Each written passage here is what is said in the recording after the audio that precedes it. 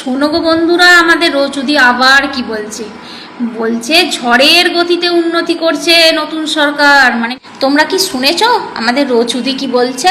আমাদের রোচুদি বলছে বিজেপি সরকার না হলে আমি তৃণমূলই থাকতাম, এবারে যদি তৃণমূল জিততো তাহলে তৃণমূলই থাকতাম। যেহেতু তৃণমূল হেরে গেছে, বিজেপি সরকার জিতেছে, তাই বিজেপির দল যোগ দিয়েছি, মানে বিজেপি দলে জয়েন করেছে আর কি। তা বলবো ইনি বুদ্ধিমানেরই কাজ করেছেন।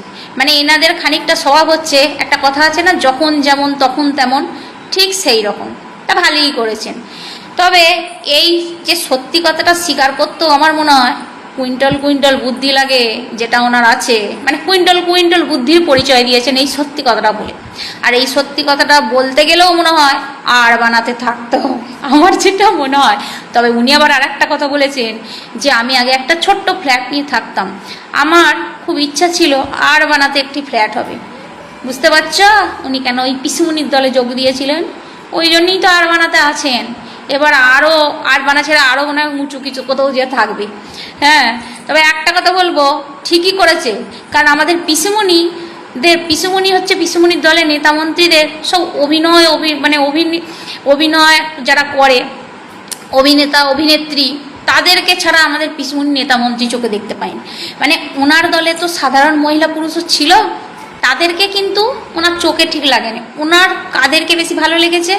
যারা অভিনয় করে। তাই এরা তো প্রথম থেকে অভিনয়টাই শিখেছে, তাই পিসির সঙ্গে অভিনয়টাও করে দিয়েছে।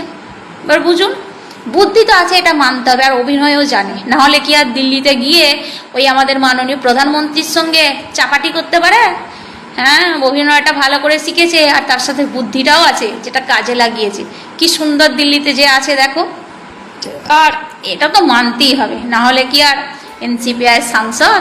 শোনো গো বন্ধুরা, আমাদের রোচুদি আবার কি বলছে ঝড়ের গতিতে উন্নতি করছে নতুন সরকার, মানে বিজেপি সরকার। 50 বছরে যত কাজ হয়েছে তার থেকেও নাকি বেশি কাজ হয়েছে মাত্র 3-4 মাসে। হ্যাঁ, এ কথাটা আমি বলছি না, কিন্তু বলছে আমাদের বিজেমূল দিদি, মানে আমাদের রোচু দিদি। হ্যাঁ দিদি, আমি আপনার সঙ্গে একমত, কে আছে জানার দরকার নেই, আমি আপনার সঙ্গে একদম একমত আছি। উন্নতি হয়নি মানে কুইন্টাল কুইন্টাল ঝড়ের গতিতে উন্নতি, একদম একদম চারিদিকে ধোঁয়া ধোঁয়া হয়ে গেছে। আর সেই ধোঁয়া ধোঁয়ার চোটে দিদি, উন্নতির চোটে রাস্তায় বেরিয়ে চোখে দেখতে পাচ্ছে না তো, সব পড়ে যাচ্ছে। আর উন্নতির জোয়ার এসেছে একদম, সেই জোয়ারের জল তো কাদা জল, সেই কাদায় পড়ে উঠে আর মুখে দাঁড়িয়ে একটাই কথা, সব জল কাদা মেখে উঠে দাঁড়িয়ে মুখে একটাই কথা, কি লঙ্কায় যেই যায় সেই রাবণ। হ্যাঁ, কি বলি বলো তো দিদি? এই যারা তোমার উন্নতির কথাটা বিশ্বাস করছে না বা দেখতে পাচ্ছে না, তারা হয় দিদি এক চোখো, আর না হলে কানা চোখো। আর হবে নাই কেন বলো দিকে? এই ফোন দেখে দেখে আর টিভি দেখে দেখে চোখগুলো খেয়ে ফেলেছে তো 3-4 মাসে। মানে ওই ভোটের আগে থেকে শুধু একটা জিনিস দেখার জন্য ওই টিভি আর মোবাইল অন করে বসে আছে, কি না আমাদের কবে দাদা বলবে এই আজকে তোমাদের অ্যাকাউন্টে অন্নপূর্ণার টাকাগুলো দিয়ে দেওয়া হলো। শুধু ওই একটা জিনিস দেখার জন্য দিন রাত ফোন অন করে বসে আছে, টিভি অন করে বসে আছে। তার চোখ খারাপ হবে না? চোখগুলো গেছে তো সব। তুমি চিন্তা করো না দিদি, ওই শুধু অন্নপূর্ণার টাকা পাওয়ার আশায় সব চোখগুলো দেখায়নি। শুধু কালকে আবার টাকা দেওয়ার কথা আছে, তো দাদা একবার ওই অন্নপূর্ণার টাকাটা দিক। আমি দিদি দায়িত্ব নিয়ে বলছি তোমাকে, সব কটাকে পরশুদিন, মানে আমার আশেপাশে যে কটা পাবে আমি জানতে পারবো, সব কটাকে নিয়ে পরশুদিন চোখের ডাক্তারের কাছে দিয়ে আসবো। যে ডাক্তারবাবুকে বলে আসবো চশমা দেবেন না কি দেবেন দিন, ওরা যেন এই উন্নতিটা দেখতে পায়। বলছে না দেখতে পাচ্ছি না, উন্নতিটা যেন দেখতেই হবে। তাদের চশমা পড়বে না ঠুলি পড়বে চোখে, দেখবে যেন, দেখেই ছাড়বো। আর আমি এই জন্যই সবাইকে বলছিলাম যে আমাদের রোচু দিদিকে ধরে বেঁধে একবার হলো দিদি নাম্বার 1-এ দিয়ে আসা হোক। কারণ দিদি নাম্বার 1-এ গিয়ে আগে দিদি নাম্বার 1-এ কী হতো, দিদি সবাইকে প্রশ্ন করতো তোমার কি করে উন্নতি হয়েছে, কি কি করেছো। কিন্তু এখন দিয়েলে দিদিকে আমাদের স্বস্তিকা দি প্রশ্ন করবে যে রচনা দিদি তুমি বলো, তুমি এই কি করে এত উন্নতি করে আড়ানায় ফ্ল্যাট কিনেছো, কি করে তুমি পিসির কাছ থেকে সোজা দিল্লি পৌঁছে গেছো, এই সব প্রশ্ন। আর সোজা কথা বলতে কি, মাত্র 20 বছর দিদি কষ্ট করে, কত কষ্ট করে কি করে আরবানায় ফ্ল্যাট কিনলো, এইসব আমরা খুব জানতে চাই। আর কি করে দিদি দিল্লি পৌঁছে গেল সোজা পিসির কাছ থেকে, এইসব আমরা দেখতে চাই। আর ওই মিডিয়া মানে নিউজ চ্যানেলে মিডিয়ার কাছ থেকে দেখে আমরা সত্যি মজা পাচ্ছি না।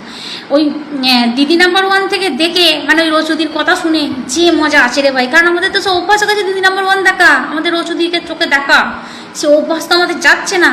ওইখান থেকে শুনলে আমরা একটু বেশি আনন্দ পেতাম। তা বলছি দিদি, তুমি মাত্র এই 3-4 মাসে তুমি এই এত 50 বছরের উন্নতি দেখে ফেললে। তুমি আগের সরকারের দলে যখন ছিলে তখন বেশ কি মানে ক বছর তো ছিলে, তো এই ক বছরে তুমি উন্নতি অবনতি কিছুই দেখতে পাওনি না? মানে এখন যেমন তুমি এসে বলছো উন্নতি হয়েছে না অবনতি হয়েছে, তখন তো বলতে পারতে, আমরা তো শোনার জন্যই বসেছিলাম যে উন্নতি করছে না অবনতি করছে। একটু তো মুখটা খুলতে পারতে, তখন মুখে কুলু বেটা রেখে দিয়েছিলে দিদি তুমি। এখন বললে হবে না? মানে কি করে তুমি ওই ক বছর থেকে তুমি এত উন্নতি করে ফেললে, পকেটে টাকা ফাঁকা না নিয়ে কি করে এত উন্নতি করে ফেললে, সেইটা আমরা খুব জানতে চাই, বুঝলে দিদি। আর তুমি উন্নতির জন্য একদম চিন্তা করো না, আমি সব কটাকে দেখাবার দায়িত্ব নিব, পাশাপাশি যে কটা সব কটাকে দেখাবো দেখবে না? মানে উন্নতির একবারে জোয়ার এসে গেছে, উন্নতি দেখতে পাচ্ছে না বললে হবে? দেখেই ছাড়বো দিদি, সে টেনশন তুমি। কিছু মানুষ ভেবেছিল যে এই বাংলাটা বোধহয় বিহার উত্তরপ্রদেশের মতো হয়ে গেছে, কিন্তু না, ওরা বুঝে গেছে যে বাংলা বাংলাই আছে, বাংলাকে বিহার উত্তরপ্রদেশের মতো করা যাবে না। এখানে বাঙালিদের দাদাগিরি চড়ে, অন্য কারু না। কিছু মানুষ খুব চেষ্টা করছিল যে নেতাজি সুভাষচন্দ্র বসুর ঊর্ধ্বে গিয়ে শ্যামাপ্রসাদ মুখার্জিকে প্রতিষ্ঠা করবার যে চেষ্টাটা করে যাচ্ছিল না, তারই ফল আজ এটা হয়েছে। রামপুরহাটে নেতাজি সুভাষচন্দ্র বসুর নামাঙ্কিত রাস্তা থেকে নেতাজির নাম বাদ দিয়ে করা হয়েছিল শ্যামাপ্রসাদ মুখার্জি রোড। কিন্তু যখনই আমাদের মাননীয় মুখ্যমন্ত্রী এই যে বেশ কিছুদিন ধরে যে নেতাজি সুভাষচন্দ্র বসুর নামে উল্টো পাল্টা এই নতুন সরকারেরই কিছু নেতা মন্ত্রী বলে বেড়াচ্ছিল, যখন দেখলো যে না, বাঙালি তো জেগে গেছে, বাঙালি জাগলে তো মহা বিপদ, হাত থেকে বাইরে বেরিয়ে যাবে, তখন মাননীয় মুখ্যমন্ত্রী হাওয়া বুঝতে পেয়ে টুক করে তাদের বিরুদ্ধে ব্যবস্থা করতে শুরু করে দিই, মানে অ্যাকশন। হ্যাঁ, চুপচাপ তারা সব ক্ষমা চাইতে শুরু করেছে। যখনই দেখেছে তখন এই রামপুরহাটে যে এই কাজগুলো যারা করেছিল না, মানে নেতাজির নাম পরিবর্তন করে রাস্তার নাম দিয়েছিল শ্যামাপ্রসাদ মুখার্জি রোড, তারা রাতারাতি রাস্তার নাম পাল্টে আবার নেতাজির নামই রেখে দিয়েছে। তো মানে ভয় পেয়ে গেছে সোজা কথায়। তো আমি একটা কথা বলবো, আচ্ছা নামে কি আসে যায় বলো তো? নামটা নেতাজি সুভাষচন্দ্র বসু ছিল, নামটা পাল্টে কি দরকার ছিল করবার? ওনাকে অসম্মান করার কি দরকার ছিল? তার থেকে ভালো হতো না যদি রাস্তাগুলো ঠিকঠাক করে কাজ করা হতো? এই বর্ষার সময় প্রতিটা রাস্তার হাল তো বেহাল, কোনো জায়গায় রাস্তা ভালো নাই। তাহলে নামে কি আসে যায়? কাজ এমন করো যেন 50 বছর 100 বছর মানুষ তোমাদেরকে মনে রাখে, কাজটা ঠিক করে করো।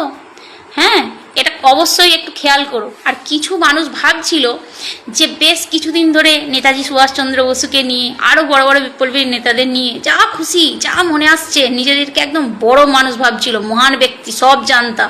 হ্যাঁ, তারা জানে না যে এই সমস্ত কাজ করলে বাঙালি জেগে যেতে পারে। ব্যাস, বাঙালি মাত্র 5% 10% জেগেছে, তাতেই অবস্থা। পুরো বাঙালি জাতি যদি জেগে যায় না, তখন একদম হাতের বাইরে হয়ে যাবে। তাই বলছি, যা করেছো করেছো, এসব দ্বিতীয়বার আর করতে এসো না। ভুল করো, দ্বিতীয়বার আর চেষ্টা করো না এসব করবার। নেতাজি সুভাষচন্দ্র বসু হচ্ছে বাঙালির হৃদয়, আর হৃদয়কে কোনোদিন পরিবর্তন করা যায় না, এটা জেনে রাখবে। কেউ বলছে তাকে গুন্ডা, কেউ আবার বলছে বিপ্লবী, আমি বলবো উনি হচ্ছে ভগবান, ওনার চরণে 100 বার প্রণাম জানাই, ঠিক আছে?